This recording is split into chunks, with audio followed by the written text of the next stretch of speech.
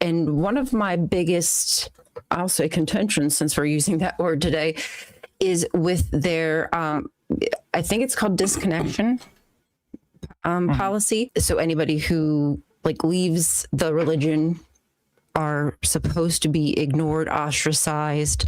Sometimes they can even be called a suppressive person, like, you know, speaking your language, or an apostate.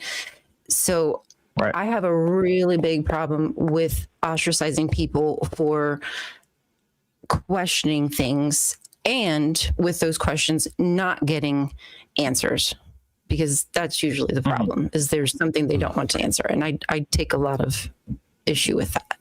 I'm aware of the policy of itself, but I will say I think it's a little more nuanced than potentially, you know, some of the more sensationalist understandings of it. Disconnection is a personal policy advocated for by L. Ron Hubbard that has to do more with if somebody is antagonistic to you, your beliefs, and also the church themselves, then it's when you would want to disconnect from an individual. And that's a bit different than just them leaving the church, right? That is somebody who is outwardly antagonistic to being a person of faith within the church. But what you said was so broad that anybody who leaves Scientology or even questions it could be considered offensive to you and suddenly be kicked out of your...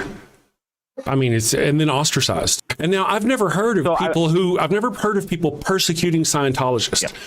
What I have heard of, though, is people who investigate Scientology for the cult it is being harassed and persecuted and attacked by members of the church, hired working members of the church. And you can go online and find videos of that. The Daily Atheist Morning Show, live Monday through Friday, 9 a.m. Eastern.